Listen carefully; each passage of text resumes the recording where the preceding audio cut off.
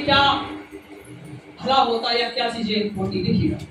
सुनो तुम्हारे उपवास का लिखा है सुनो तुम्हारे उपवास का फल ये होता है फल ये होता है कि तुम आपस में लड़ते और झगड़ते और दुष्टता से भूखे मारते हो। जी जैसा उपवास तुम आजकल रखते हो जैसा उपवास तुम आजकल रखते हो उससे तुम्हारी प्रार्थना ऊपर नहीं सुनाई देती। लिखा है जैसा तुम आजकल उपवास रखते हो इससे ऊपर तुम्हारी प्रार्थना सुनाई खूब कुछ कर लो पर ऊपर प्रार्थना सुनाई नहीं पड़ती है। क्यों? क्योंकि मत्ती का लिखने वाला कहता है आपकी जब उपवास रखते हैं तो आपका मुंह तो उन कपटियों के समान बना रहता है। उपवास कहां से अंगीकार किया जाएगा? पर यशायाह नबी इसके विषय में क्या कहता है? जी भैया पिट्ठी क्या लिखा? सुनो तुम्हारे उपवास का फल ये होता है सुनो तुम्हारे उपवास का फल ये होता है कि तुम आपस में लड़ते और झगड़ते जी और दुष्टता से भूसे मारते हो। जी जैसा उपवास तुम आजकल रखते हो जैसा उपवास तुम आजकल रखते हो उससे तुम्हारी प्रार्थना ऊपर नहीं सुनाई देगी। लिखा है इससे तुम्हारी प्रार्थना ऊपर सुनाई नहीं देगी। जिस उपवास से मैं प्रसन्न होता हूँ जी अर्थात जिसमें मनुष्य स्वयं को दीन करे। लिखा है अर्थात इसमें मनुष्य स्वयं को क्या करे दीन करे। क्या तुम इस प्रकार करते हो? क्या तुम इस प्रकार करते हो? क्या सिर को झाओं के समान झुकाना? क्या तुम्हें नम्रता है? क्या प्रार्थना सिर झुकाव के साथ में की जाती है? अपने नीचे टाट बिछाना? जी हाँ हम्बलनेस को दिखाता है। और रात फैलाने ही को तुम उपवास और यहोवा को प्रसन्न करने का दिन कहते हो। जी जिस उपवास से मैं प्रसन्न होता हूँ जिस उपवास से परमेश्वर प्रसन्न होता सुनिएगा वो क्या ये नहीं जी कि अन्याय से बनाए हुए दासों और अंधे सहने वालों का जुआ तोड़कर। लिखा है अन्याय से जो बनाया गया ऐसे दासों का जो जुआ तोड़कर उनको छुड़ा लेना और सब जुओं को टुकड़े टुकड़े कर देना। सब जुओं को टुकड़े टुकड़े कर देना। क्या वो ये नहीं है? जी वो क्या ये नहीं है कि अपनी रोटी भूखों को बांट देना। वाह अपनी रोटी भूखों को बांट देना। अनाथ और मारे मारे फिरते हुओं को अपने घर ले जाना। जी किसी को नंगा देकर वस्त्र पहनाना। किसी को नंगा देकर उस पहनाना। और अपने जाति भाइयों से अपने को ना छिपाना। जी बस लिखा है कि तुम उपवास रखो तो अपनी रोटी अपने लोगों को बांट दो। अपने खाने को अपने लोगों को बांट दो ताकि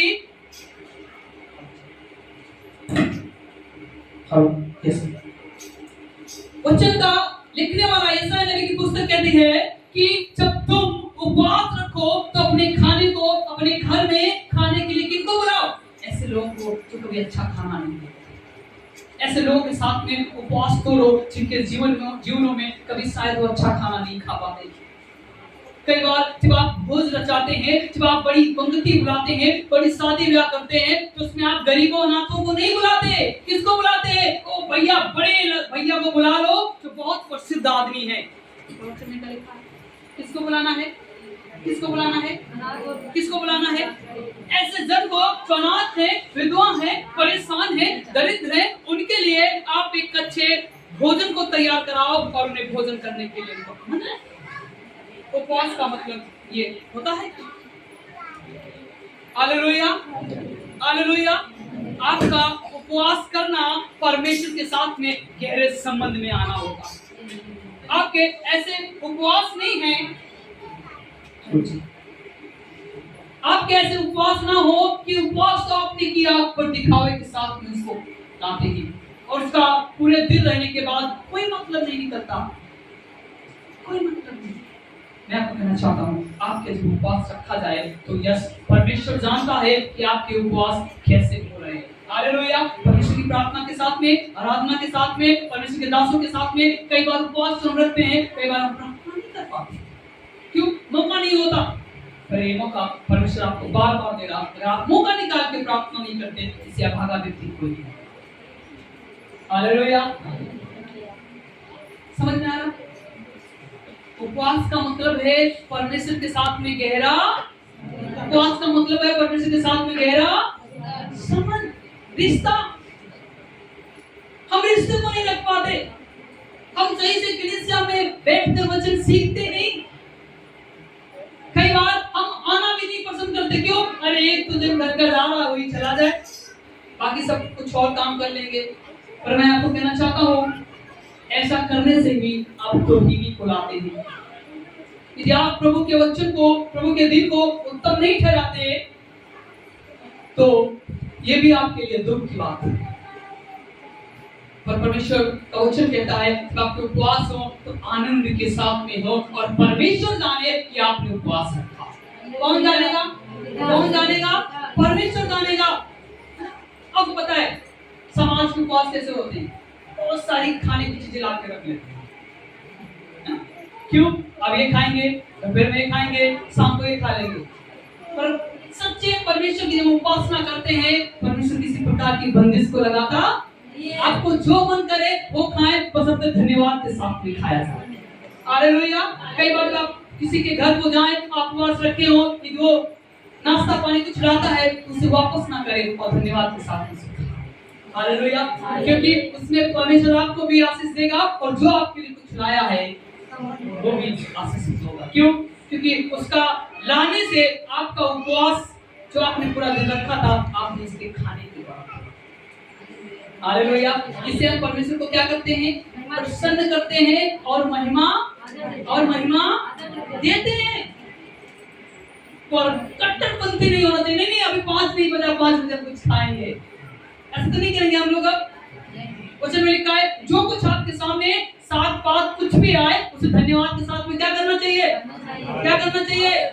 खा लेना चाहिए। कई बार लोगों को लगता है आलू नहीं खाएंगे। क्यों? कई बार कहेंगे उसमें क्या शुगर है, हम बीमार है, शुगर है, और बढ़िया मिठाई देखेंगे लप से खा लेंगे। अब बढ़िया मिठाई 500 किलो के लिए शुगर नहीं, पर वो 20 किलो रुपए के आलू के लिए तो क्या है? इसका मतलब है, उनका मतलब था आप अच्छे भोज को पकाते, आलू के बजाय उनको कुछ और खिलाते तो उनको खा लेते। पर मैं आपको कहना चाहता हूँ परमेश्वर कुछ ऐसा नहीं चाहता।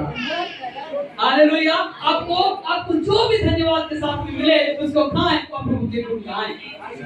हालेलुया। हालेलुया। मैं आपको कहना चाहता हूँ परमेश्वर आपके दिल से प्रसन्न है। आपका उपवास 1 घंटा का बेशक हो, पर प्रार्थना पूर्ण हो। आपका उपवास दोपहर तक हो, पर प्रभु के साथ में समय बिताया हुआ।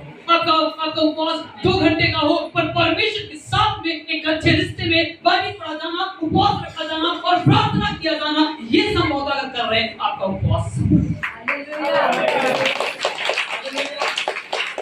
क्या है इसकी परिभाषा यही है कि हमेशा नहीं कि हम कुछ नहीं खाएंगे उससे कोई दिक्कत होगी या कुछ दिन हम रह सकते हैं, ऐसी सही बात है। पर उपवास का मतलब ये है कि परमेश्वर के साथ में आप खाना खाएं ना खाएं, तो प्रभु के साथ में आपको समय। यदि आपने खाना नहीं खाया, उपवास रखा, प्रार्थना नहीं की, तो उपवास का कोई मतलब नहीं। इससे पहले कि आपने पूरा दिन नहीं खाया तो आप प्रभु के साथ में घंटा खाते तो आप करें। हालेलुया। हालेलुया। उपवास जब आप रखे तो आप जानकर कि परमेश्वर आपको देखेगा, जानकर कि आज के दिन हम कुछ कामों को छोड़कर हम प्रभु के साथ में बैठेंगे और गंभीर रूप से प्रार्थना करेंगे, ताकि परमेश्वर का आत्मा आपसे क्या करेगा? बात करेगा। वचन में लिखा है, प्रेरितों के काम का लिखने वाला कहता है, जब लोगों ने उपवास को रखा और तब परमेश्वर का आत्मा उनसे कहता है कि उनको बरनबास और शाऊल को बुलाओ, उनके लिए प्रार्थना करो और सेवा के लिए उन्हें नियुक्त करो, विदा करो। इसलिए हमारे उपवास रखिए। यस प्रभु चाहते हैं इन सालों में हम इतने लोग कलीसिया में हैं, आने वाले सालों में हम दुना होने जा रहे हैं। उपवास रखिए, प्रार्थना करें। हमने देखा है कि हम जब कलीसिया में जाते हैं वहाँ की फटियां फटी हुई हैं, और हम जब उपवास रखिए प्रभु चाहते हैं फटियां फटी ना हो और हमें इतना बना कि हम नहीं लेके कलीसिया में जाएं। हालेलुया। हालेलुया। उपवास का मतलब ये है परमेश्वर के साथ में गहरा संबंध, और आपकी कलीसिया के साथ में आपका गहरा संबंध होना चाहिए। हालेलुया। हालेलुया। तभी उपवास करेंगे। जब आप उपवास करें तो ऐसा नहीं कि लोग जान रहे पर आप उपवास करें, लोग जाने ना जाने पर परमेश्वर आपको तो। हालेलुया। और आपके सामने कुछ भी खाने के लिए आए उसे धन्यवाद के साथ खा सकते हैं। ज्यादा नहीं तो थोड़ा खा सकते हैं, अगले का अभिमान रखें और परमेश्वर का अभिमान रख लें, ताकि परमेश्वर आपको भी आशीषित करेगा और दूसरे जन को भी आशीषित। हालेलुया। इतनी देर में आपने क्या सीखा इसका